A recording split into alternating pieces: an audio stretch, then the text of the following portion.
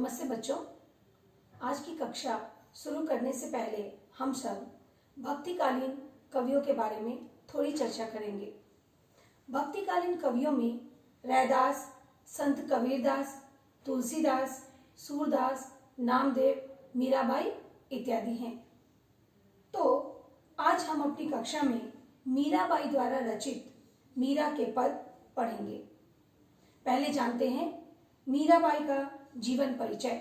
मीराबाई का जन्म 1503 ईस्वी में हुआ था और उनका निधन 1546 ईस्वी में हुआ। उनके गुरु संत रैदास थे। रैदास का पूरा नाम संत रविदास था। मीराबाई का जन्म जोधपुर के चोकरी गांव में हुआ था। 13 वर्ष की उम्र में मेवाड़ के महाराणा भोजराज से इनका विवाह हुआ। गृहस्थ जीवन से निराश कृष्ण भक्त मीराबाई ने वृंदावन में अपना पूरा जीवन बिता दिया। मीराबाई के गुरु संत रैदास थे। मीराबाई की कुल 7-8 कृतियां ही उपलब्ध हैं। मीराबाई हिंदी और गुजराती दोनों भाषाओं की कवित्री मानी जाती हैं। मीरा के पदों की भाषा में राजस्थानी, ब्रज और गुजराती का मिश्रण पाया जाता है। पंजाबी, खड़ी बोली और पूर्वी भाषा का प्रयोग भी मीराबाई ने अपने पदों में किया है। मीराबाई कृष्ण की अनन्य भक्त थी। उन्होंने कृष्ण से एक निष्ठ प्रेम किया था, इसलिए इनकी रचनाओं में इनके आराध्य कहीं निर्गुण निराकार ब्रह्म, कहीं सगुण साकार और कहीं निर्मोही परदेसी जोगी के रूप में संकल्पित किए गए हैं। यानी कि उन्होंने अपने प्रभु श्री कृष्ण को कहीं पर निर्गुण निराकार ब्रह्म के रूप में देखा है, कहीं सगुण साकार के रूप में देखा है, कहीं निर्मोही के रूप में देखा है और कहीं जोगी के रूप में, परदेसी जोगी यानी कि जो हमें छोड़कर चला जाता है, उसके रूप में उन्होंने अपने प्रभु श्री कृष्ण को अपने पदों में संकल्पित किया है। आज जो हम मीरा के पद पढ़ने जा रहे हैं उसमें मीरा का अपने आराध्य के प्रति अलौकिक प्रेम की झलक मिलती है। अपने पदों में उन्हें अपने प्रभु की क्षमताओं का गुणगान किया है। यानी कि आज जो हम पद पढ़ेंगे उस पद में मीरा ने अपने प्रभु के, उनके प्रभु के अंदर जो क्षमताएं हैं उसका उन्होंने गुणगान किया है। उनके रूप और सौंदर्य को सराहा है तथा अपने आराध्य से लाड़ भी लड़ाया है, अर्थात प्रेम किया है। जिस तरह एक बच्चा अपने माता पिता से लाड़ लड़ाता है अर्थात प्रेम करता है, उनके आगे अपनी सारी इच्छाएं, अपनी भावनाएं रखता है और जिद करता है, उसी तरह मीरा भी इन पदों में अपने प्रभु से लाड़ लड़ाई है और उनके आगे अपनी इच्छाओं को रखा है, अपने जिद को रखा है।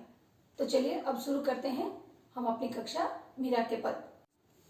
मीरा ने अपने पहले पद में अपने प्रभु श्री कृष्ण से अपनी तथा इस संसार के लोगों की पीड़ा हरने की विनती की है, दुख को दूर करने की विनती की है। इसके लिए उन्होंने अपनी प्रभु की क्षमताओं को उन्हें याद दिलाया है। हरि आप हरो जनरी भीर, हे प्रभु हे हरि, आप इस संसार के लोगों के दुख को दूर करो। द्रौपदी री लाज राखी, आप बढ़ायो चीर। जिस प्रकार आपने भरी सभा में जब द्रौपदी का चीरहरण हो रहा था उस समय आपने चीर बढ़ाकर, वस्त्र बढ़ाकर द्रौपदी की, अपनी भक्त द्रौपदी की लाज रखी थी, उसी प्रकार लोगों के दुख को भी दूर करो। भगत कारण रूप नरहरि धरियो आप शरीर, हे प्रभु आपने अपने भक्त प्रहलाद के कारण नरसिंह का शरीर धारण किया, नरसिंह रूप का अवतार लिया और अपने भक्त प्रहलाद के प्राणों की रक्षा की। बूढ़ते गजराज राख्यो काटी कुंजर पीर, बूढ़ तो डूबते हुए गजराज ऐरावत हाथी, आपने डूबते हुए ऐरावत हाथी जो इंद्र का वाहन है उसकी रक्षा की और मगरमच्छ से उसे बचाया। दासी मीरा लाल गिरधर हरो महारी भी, हे प्रभु हे मेरे गिरधर नागर, आप अपनी दासी मीरा के दुख को भी उसी प्रकार दूर करो। इस प्रकार मीरा ने अपने पहले पद में कहा है कि हे प्रभु हे हरि, आप इस संसार के लोगों के दुख को दूर करो।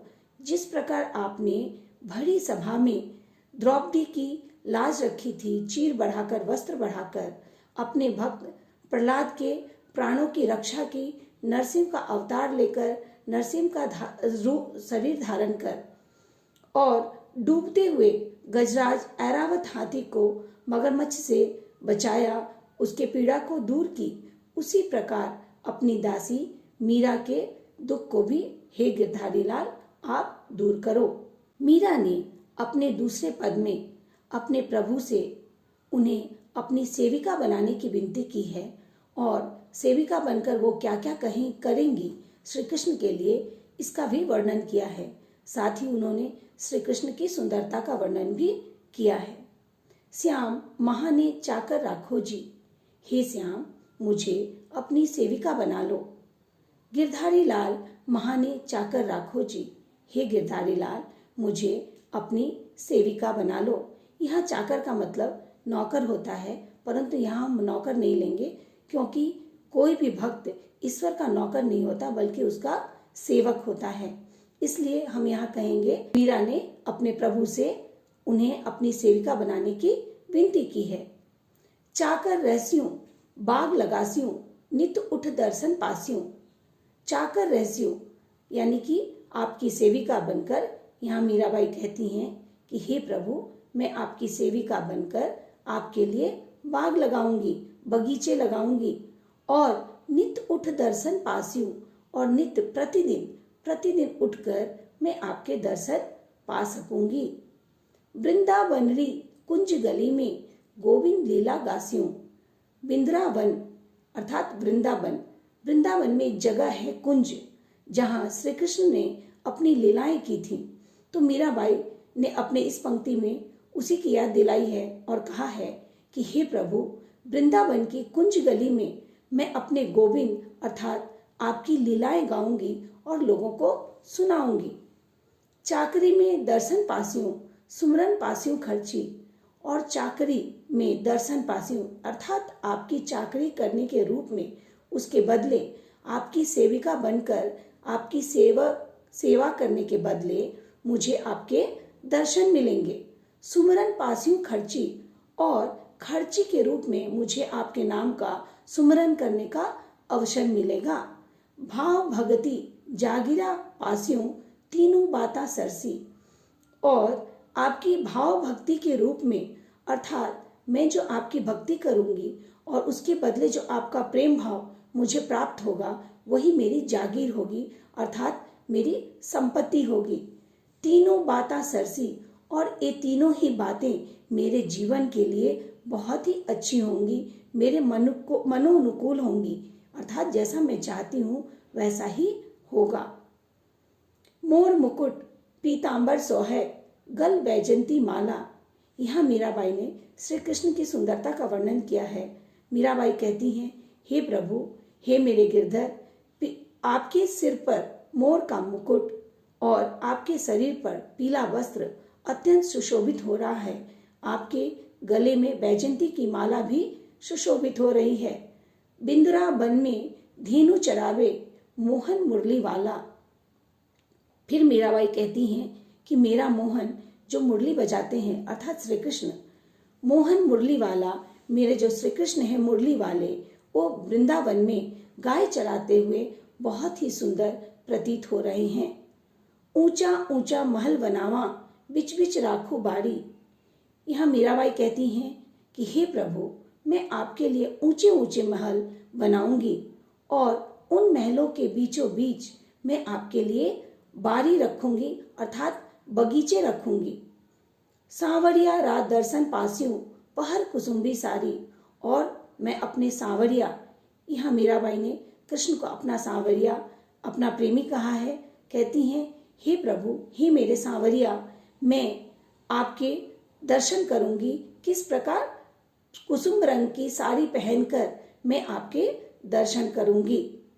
आधी रात प्रभु दर्शन दीजियो, जमुना जीरे तीरा।